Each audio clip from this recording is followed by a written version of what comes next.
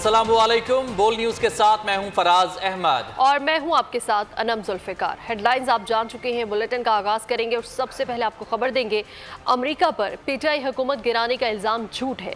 Cipher को अमेरिकी साजिश कहना भी गलत था, जिसकी पाकिस्तानी सफीर भी तस्दीक कर चुके।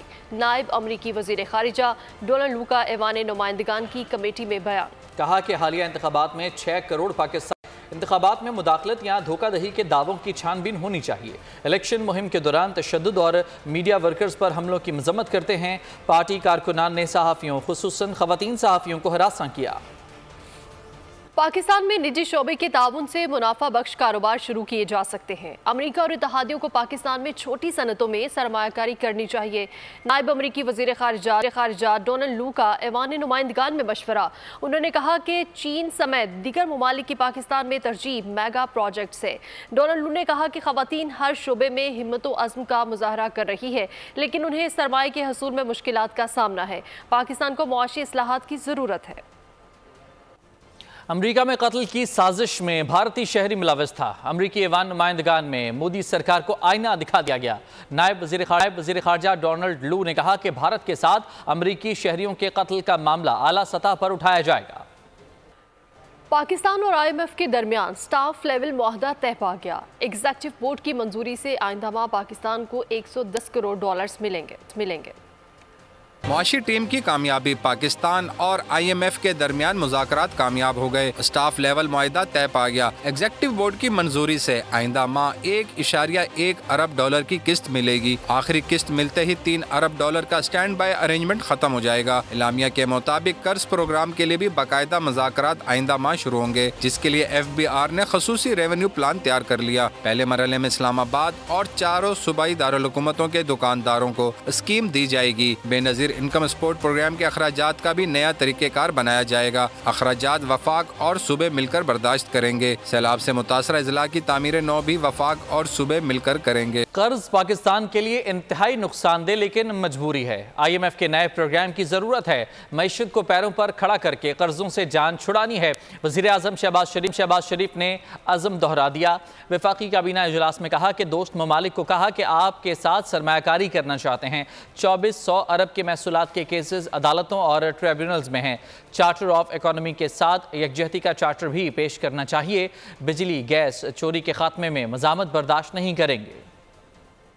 एक नए प्रोग्राम की जरूरत है, खुशी के साथ नहीं, बामरे मजबूरी कि हमने अपनी जो माशी जो फाउंडेशन है उसको हमने बहाल करना है, उसको हमने पाँव पे खड़ा करना है और कर्जों से जान छुड़ानी है। अभी तक मेरे जितने भी बरादर ममालिक और दोस्त ममालिक के एम्बेसडर्स हैं, उनसे मेरी जो मुलाकात हुई है, वाज़े अंदाज में उनको ये गुजारिश की कि हम अब आपके साथ सरमायाकारी, चाहे वो ज़रई फील्ड है, और आहिस्ता आहिस्ता इंशाल्लाह हम कर्जों से जान छुड़ा लेंगे। चार्टर ऑफ इकोनॉमी, उसके बाद उसके साथ साथ हमें यकजहती का भी चार्टर पेश करना चाहिए।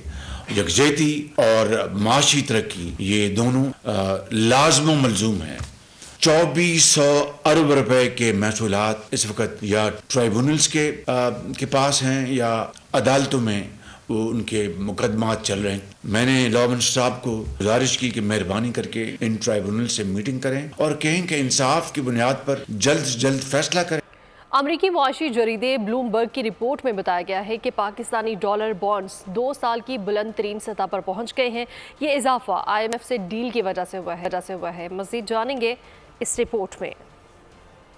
पाकिस्तानी डॉलर बॉन्ड्स 2 साल की बुलंद तरीन सतह पर पहुंच गए। पाकिस्तानी डॉलर बॉन्ड्स के हवाले से ब्लूमबर्ग की रिपोर्ट जारी। पाकिस्तानी डॉलर बॉन्ड्स 2 साल की बुलंद तरीन सतह पर पहुंच गए। पाकिस्तान की IMF से डील के बाद डॉलर बॉन्ड्स में इजाफा हुआ। ब्लूमबर्ग रिपोर्ट के मुताबिक डॉलर बॉन्ड्स 2 सेंट बढ़कर 92.9 सेंट पर पहुंच गए। पाकिस्तान और IMF के दरमियान स्टाफ लेवल मुआहदा तय पा गया। पाकिस्तान को मुआहदे के मुताबिक 1.1 अरब डॉलर जारी किए जाएंगे। तहम पाकिस्तान और IMF का मुआहदा एग्जीक्यूटिव बोर्ड की मंजूरी से मशरूत है।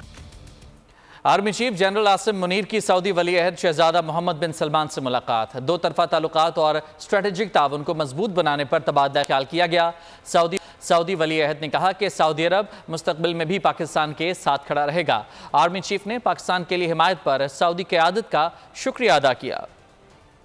पाकिस्तान और सऊदी अरब ताल्लुकात में मजीद वसअत देने के लिए पुरअज़्म army chief general Syed Asim Munir और सऊदी वली अहद शहजादा मोहम्मद बिन सलमान की मुलाकात। ISPR के मुताबिक army chief general Syed Asim Munir Saudi Arabia पहुँचे, जहाँ शाही महल आमद पर सऊदी वली अहद मोहम्मद बिन सलमान ने सरबराह पाक फौज का खैर मकदम किया। मुलाकात में सऊदी अरब और पाकिस्तान के बाहमी ताल्लुकात, अस्करी व दिफाई ताउन, इलाकाई और आलमी मसाइल पर बातचीत हुई। सऊदी वली अहद ने कहा, सऊदी अरब मुस्तकबिल में भी पाकिस्तान के साथ खड़ा रहेगा। Army chief general Syed Asim Munir ने पाकिस्तान के लिए हिमायत और गर्मजोशी के जज्बात पर सऊदी क़यादत का शुक्रिया अदा किया। जनरल आसिम मुनीर की सऊदी वजीर दिफा शहजादा खालिद बिन सलमान बिन अब्दुल अजीज अल सऊद से भी मुलाकात हुई। Saudi chief of general staff general Fayaz bin Hamad और नायब वजीर दिफा इंजीनियर तलाल अब्दुल्ला ने भी आर्मी चीफ से मुलाकात की। और गवादर में BLA के दहशतगर्दों का हमला नाकाम, 8 दहशतगर्द मारे गए। सिक्योरिटी फोर्सेस की कार्रवाई में 8 दहशतगर्द मारे गए। BLA के दहशतगर्दों ने गवादर में सिक्योरिटी कम्प्लेक्स में घुसने की कोशिश की, जिस पर सिक्योरिटी फोर्सेस ने बरवक्त कार्रवाई की और हमला नाकाम बना दिया। फोर्सेस की जवाबी कार्रवाई में 8 दहशतगर्द मारे गए। वज़ीर आज़म शहबाज शरीफ का कहना है कि सरहद पार से दहशतगर्दी अब बर्दाश्त नहीं कर सकते और हमसाया मुल्क की ज़मीन दहशतगर्दी के लिए इस्तेमाल होगी तो ये काबिल कबूल नहीं। फ़ौज के जवानों की वतन के साथ वालहाना मोहब्बत अनमोल है। बरादर हमसाया मुल्क के साथ बरादराना ताल्लुकात और तिजारत चाहते हैं।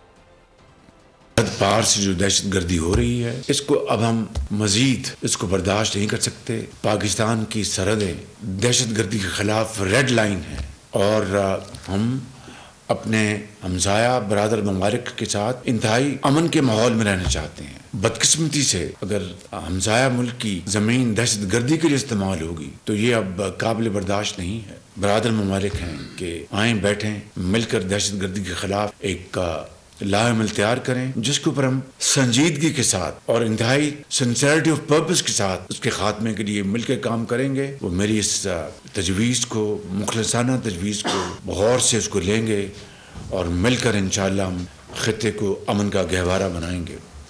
खुसूसी सरमाकारी सहूलत काउंसिल SIFC एपेक्स कमेटी का तारुफी इजलास जुमेरात की सुबह तलब कर लिया गया है। वज़ीर आज़म शहबाज शरीफ एपेक्स कमेटी के इजलास की सदारत करेंगे। Army chief general Asim Munir इजलास में खुसूसी तौर पर शरीक होंगे। इजलास में साबिक निगरान वज़ीर आज़म अनवारुल हक काकड़ और निगरान काबीना को भी मदऊ किया गया है। इजलास में SIFC से मुतालिक अरकान को तफसीली ब्रीफिंग के साथ मुल्क में सरमाकारी से मुतालिक अमूर का जायजा भी लिया जाएगा। सुप्रीम कोर्ट ने 9 मई वाक़यात के 5 मुल्ज़मान की ज़मानतें मंजूर कर लीं। 50-50 हज़ार रुपए के मचलके जमा कराने का हुक्म दिया गया है। मुल्ज़मान पर 9 और 10 मई की दरमियानी शब फौजी मरकज़ हमजा कैंप रावलपिंडी में हमला तोड़ फोड़ का इल्ज़ाम था। दौरान समाअत तफ्तीशी अफसर ने बताया कि ज़मान पार्क लाहौर में ड्यूटी पर मामूर एक हेड कांस्टेबल स्पेशल ब्रांच ने बयान दिया कि वहाँ 9 मई की साजिश तैयार हुई थी, जिस पर अदालत ने कहा कि क्या एक हेड कांस्टेबल की बात माने कि साबिक वज़ीर आज़म गद्दार है। जस्टिस मुज़ाहिर नकवी को इस्तीफ़ा भी न बचा सका। सुप्रीम जुडिशल काउंसिल की सिफारिश पर सदर मुमलिकत ने उन्हें बरतरफ कर दिया। साबिक जज मुज़ाहिर नकवी की बरतरफी का नोटिफिकेशन भी जारी कर दिया गया है। इस्तीफा भी काम न आया। सुप्रीम जुडिशल काउंसिल की सिफारिश पर सदर मुमलिकत आसिफ अली जरदारी ने मुज़ाहिर नकवी को बरतरफ करने की मंजूरी दे दी। वजारत कानून ने सुप्रीम कोर्ट ऑफ पाकिस्तान के साबिक जज मुज़ाहिर नकवी की बरतरफी का नोटिफिकेशन भी जारी कर दिया। नोटिफिकेशन के मुताबिक सुप्रीम जुडिशल काउंसिल ने मुज़ाहिर नकवी को जुडिशल मिसकंडक्ट का मुर्तकिब करार दिया था। मुज़ाहिर नकवी के बतौर जज मुस्ताफी होने का नोटिफिकेशन भी वापस ले लिया गया है। रवा माह सुप्रीम जुडिशल काउंसिल ने मुज़ाहिर नकवी को बरतरफ करने की सिफारिश करते हुए अपनी राय मंजूरी के लिए सदर मुमलिकत को भिजवाई थी। सुप्रीम जुडिशल काउंसिल ने मुज़ाहिर नकवी के खिलाफ आइन के आर्टिकल 206 के तहत 9 शिकायत का जायजा लेकर इन्हें मिसकंडक्ट का मुर्तकिब करार दिया था, जिसके बाइस इन्हें जज के ओहदे से हटाने की सिफारिश की गई। सेनेट इंतखाबात के लिए कागजात नामजदगी की स्क्रूटनी मुकम्मल कर ली गई है। उम्मीदवारों की फहरिस्त जारी है। इस्लामाबाद की जनरल नशिस्त पर राना महमूद अल हसन और फरजंद हुसैन शाह मद्दे मुकाबिल हैं। टेक्नोक्रेट सीट पर इसाक डार और राजा अंसर महमूद में मुकाबला है। खैबर पख्तूनख्वा में 42 उम्मीदवारों में 30 के कागजात नामजदगी दुरुस्त करार दिए गए। आजम स्वाति मुराद सईद समेत 12 के कागजात मुस्तरद हो गए। सेनेट इलेक्शन के लिए अहम मरहला मुकम्मल, स्क्रूटनी के बाद उम्मीदवारों की फहरिस्त जारी। इस्लामाबाद की 2 नशस्तों पर 4 उम्मीदवार मद्दे मुकाबिल। जनरल नशस्त पर बाना महमूदुल हसन और फरजंद हुसैन शाह मद्दे मुकाबिल। टेक्नोक्रेट की नशस्त पर इसहाक डार और राजा अंसर महमूद के दरमियान मुकाबला। खैबर पख्तूनख्वा में 42 उम्मीदवारों में से 30 के कागजात नामजद की दुरुस्त करार दिए गए। टेक्नोक्रेट के लिए काजी अनवर, नूरुल हक कादरी, दिलावर खान के कागजात क्लियर हो गए। आसम सवाती, मुराद सईद समेत 12 के कागजात मुस्तरद हो गए। बलूचिस्तान में 28 उम्मीदवारों के कागजात नामजद की दुरुस्त करार पाए, जबकि 10 उम्मीदवारों के कागजात नामजद की मुस्तरद कर दिए गए। जनरल नशस्त पर साबिक वज़ीर आज़म अनवर उल हक काकड़ समेत 15 उम्मीदवारों के कागजात मंजूर कर लिए गए। सेक्रेटरी जनरल पाकिस्तान तहरीक इंसाफ उमर अयूब खान कहते हैं कि बानी पीटीआई की रिहाई तक किसी से कोई बातचीत नहीं होगी।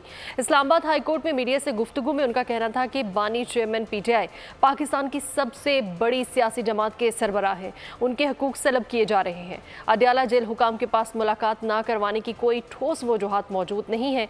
क्या बानी पीटीआई को खैबर पख्तूनख्वा हुकूमत को हवाले करने के सवाल पर उनका कहना था कि ऐसा हो जाए तो बहुत अच्छा है। हमारे मुज़ाकरात जब तक मेरा कायद, मेरा लीडर और सबसे बड़ी पार्टी का बानी चेयरमैन जेल में, कोई मुज़ाकरात नहीं। इजाज़त मिलनी चाहिए क्योंकि हैसियत है सेक्रेटरी जनरल पार्टी के मेरे लिए बहुत अहम है। फिर बहुत सारी चीज़ें होती हैं, सियासी गुफ्तगू होती है, वो सबसे बड़ी पार्टी के लीडर हैं। इसराइल की वहशियाना बमबारी के नतीजे में 104 अफराद शहीद, 160 से जायद जख्मी हो चुके हैं। शोहदा की मजमूई तादाद 32,000 के करीब जा पहुंची है, जिनमें 72% बच्चे और खवातीन भी शामिल हैं। गजा में इसराइली जारहियत को 166 रोज बीत गए। इसराइली बर्बरियत थम न सकी। 24 घंटों के दौरान इसराइली फौज के जमीनी और फिजाई हमलों में 104 शहीद और 162 दीगर जख्मी हो गए। इसराइली फोर्सेस ने 2 फलस्तीनी बहन भाइयों पर वहशियाना तशद्दुद करके गिरफ्तार कर लिया। सहयोनी फौजियों ने इस वक्त हमला किया जब दोनों बच्चे नाबुलस में भेड़ें चरा रहे थे। मुकामी तिब्बी महकमे के मुताबिक गजा में जारी मुहलिक इसराइली हमले में 32,000 के करीब अफराद जाँ बहक, जबकि 75,000 के करीब जख्मी हैं। यौम पाकिस्तान के मौके पर बीजिंग में पाकिस्तानी सिफारत खाने में इस्तकबालिया का एहतमाम हुआ। 84 में यौम पाकिस्तान की मुनासबत से मुनक्किदा इस्तकबालिया में मुतअद्दिद आला चीनी हुकाम, रिहायशी सफ़ीरों और सिफारतकारों समेत पाकिस्तानी कम्यूनिटी के अरकान, चीनी सरकारी और निजी इदारों के नुमाइंदगान, दानिशवरों और मीडिया के अफराद ने शिरकत की। अवामी जमहूरिया चीन के नायब वज़ीर ख़ारिजा मिस्टर सन विन ने मेहमान खुसूसी की हैसियत से इस्तकबालिया में शिरकत की। चीन में पाकिस्तान के सफ़ीर खलील हाशमी ने कायद-ए-आज़म को ज़बरदस्त ख़राज तहसीन पेश किया। न्यूज़ बुलेटिन से फिलहाल इतना ही। मज़ीद खबरों और अपडेट्स के लिए विजिट कीजिए हमारी वेबसाइट bolnews.com और देखते रहिए बोल न्यूज़।